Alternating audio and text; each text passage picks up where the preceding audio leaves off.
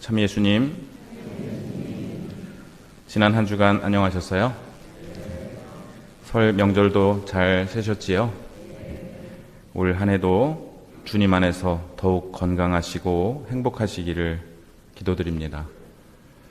오늘은 사순 제1주일입니다. 제대 꽃꽂이를 보시면 포도나무 줄기와 화살나무로 사순 시기의 의미를 표현했습니다.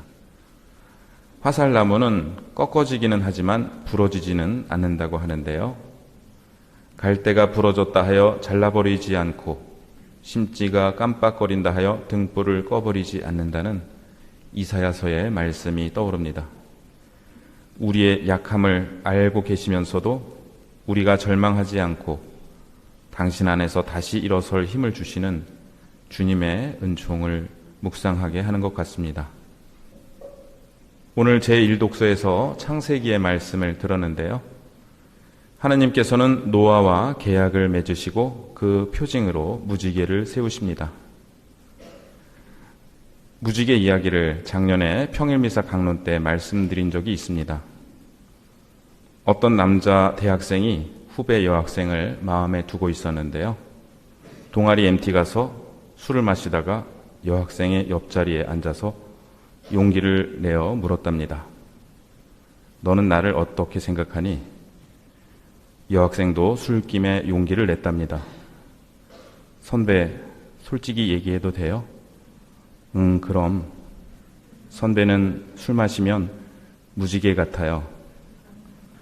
남학생은 너무나 황홀했습니다. 무지개 같다는 게 어떤 의미야? 그러자 여학생은 큰 소리로 무지 개 같다니까요.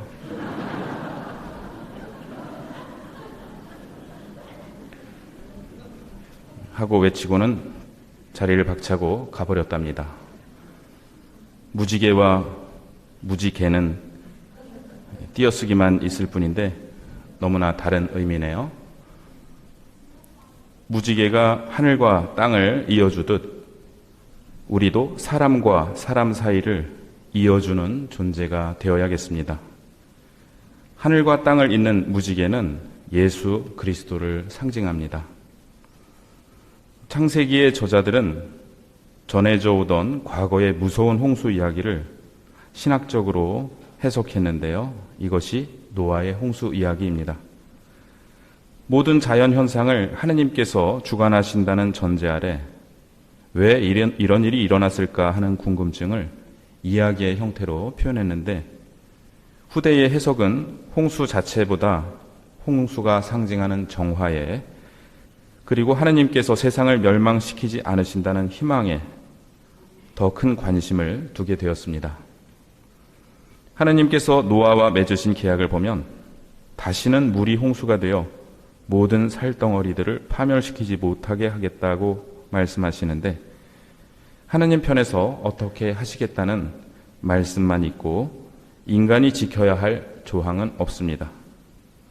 하느님께서는 당신께만 의무를 지우는 불리한 계약을 맺으셨습니다. 하느님께서 두 번째로 인류와 맺으신 계약은 아브라함과 맺으신 계약인데요. 그 표징은 할례고요. 세 번째로 모세와 계약을 맺으셨는데 동물의 피가 그 표징이었습니다. 이 계약들은 구약시대에 맺어진 옛 계약들입니다. 예수님께서는 새로운 계약, 즉 신약을 맺으셨는데 당신의 살과 피로 맺으셨습니다. 우리는 그 계약에 따라 이 미사에서 예수님의 몸을 영하고 있는데요. 여기서도 예수님께서는 너희를 위해 너희의 죄를 용서해 주기 위해 내 살과 피를 내준다고 말씀하시면서 당신께만 의무가 있는 계약을 맺으셨습니다. 다시 일독서를 보면 하느님께서는 인간뿐만 아니라 모든 생물과도 계약을 맺으십니다. 나는 나와 너희 사이에 그리고 온갖 몸을 지닌 모든 생물 사이에 세워진 내 계약을 기억하겠다고 말씀하십니다. 인류뿐만 아니라 모든 생물을 보호해 주시겠다고 약속하셨는데요. 이제 생물들이 홍수로 파멸되지 않지만 인간들로 인해 파괴되는 지경에 이르고 있습니다. 생태 위기의 상황에서 우리는 하느님께서 당신 계약에 충실하시도록 도와드려야 할 의무가 있습니다. 생태적 회심과 창조 질서 보전은 그래서 단순한 사회적 활동이 아니라 신앙의 실천이 됩니다. 초대교회에서는 노아의 홍수를 세례의 상징으로 이해했는데요. 이는 제2독서에도 잘 나와 있습니다. 노아가 방주를 만들 때 하느님께서는 참고 기다리셨지만 그들은 끝내 순종하지 않았습니다. 이제는 그것이 가리키는 본형인 세례가 여러분을 구원합니다. 라고 베드로 1서는 말합니다. 사순시기는 처음에는 세례를 위해 제정되었습니다. 초대 그리스도 교회는 300년 가까이 박해를 받았는데요. 이러한 박해 중에 세례를 받는 것은 목숨을 거는 일이었습니다.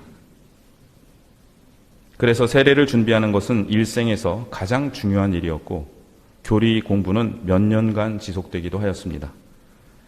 세례 성사가 부활절에 베풀어졌기 때문에 이를 위해 3주간의 사순시기가 제정되었는데요.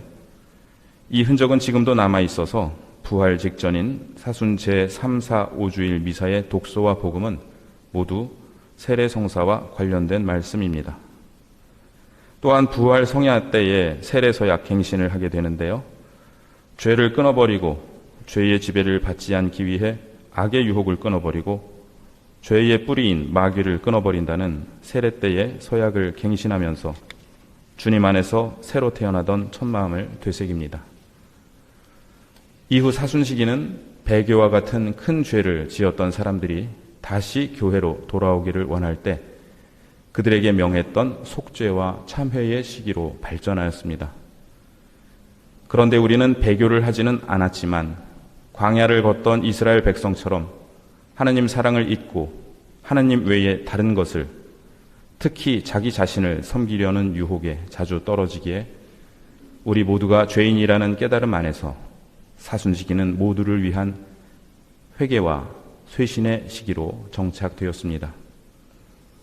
우리는 사순시기 동안 40일의 노아의 홍수와 광야에서 이스라엘 백성의 40년을 기억하며 정화와 회개의 기간을 지냅니다. 또한 광야에서 예수님의 40일의 단식과 기도, 그리고 우리를 위한 예수님의 순환을 기억하며 하느님 사랑 안에서 살아가도록 노력합니다. 교황님께서는 올해 사순시기 담화문에서 람페두사를 언급하십니다.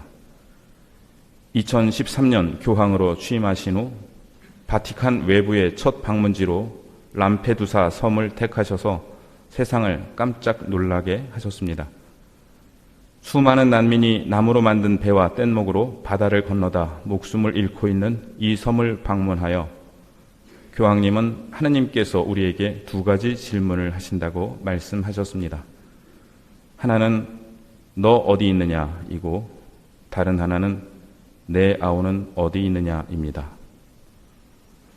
교황님께서 선출되신 후 전 세계 앞에서 던진 첫 번째 단어는 형제, 자매 여러분이었습니다. 이후 교황님의 모든 말씀은 단 한마디로 요약됩니다. 우리 모두가 형제, 자매라는 것입니다. 그리고 이것은 예수님께서 선포하신 복음의 핵심이기도 합니다.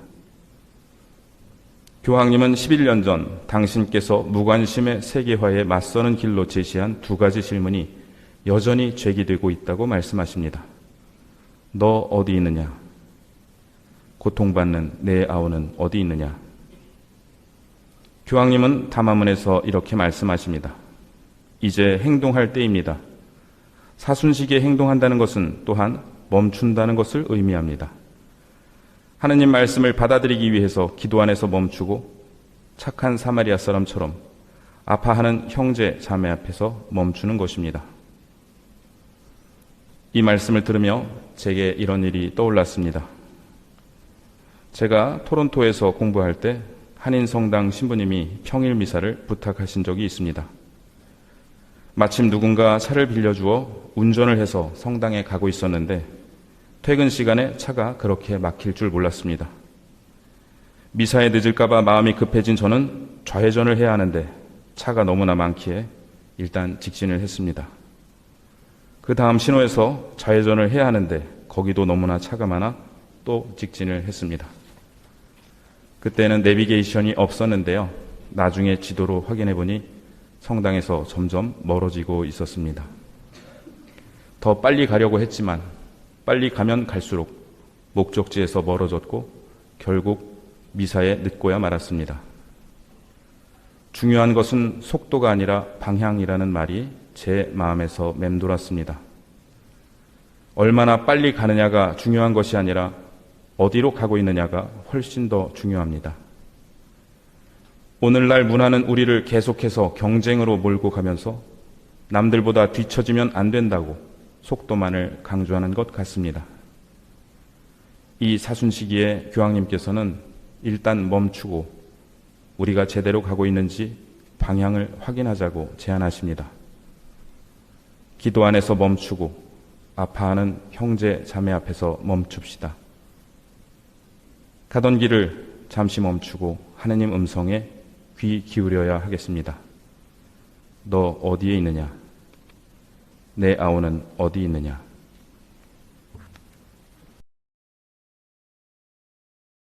교황 베네딕토 16세가 선정도 하기 전에 스스로 교황직 사임을 선언한 것입니다. 2000년 가톨릭 역사상 처음 있는 일. 전 세계에서 소집된 115명의 추기경들이 새 시대의 교황을 선출하기 위한 비밀회의, 콘클라베에 들어갔고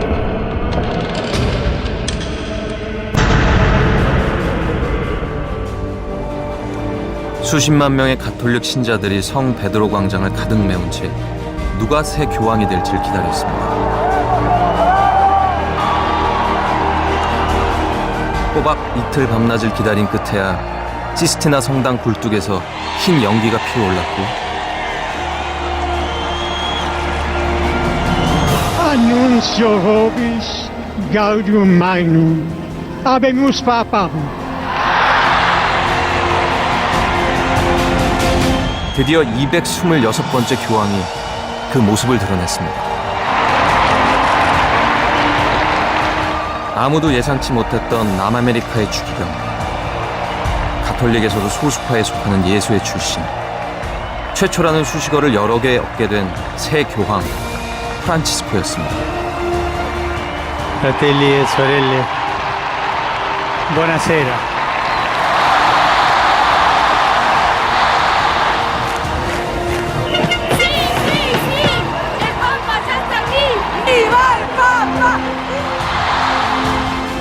거짓 성인 프란치스코의 이름을 교황명으로 선택한 그에게서 권위적인 모습은 전혀 찾아볼 수 없습니다.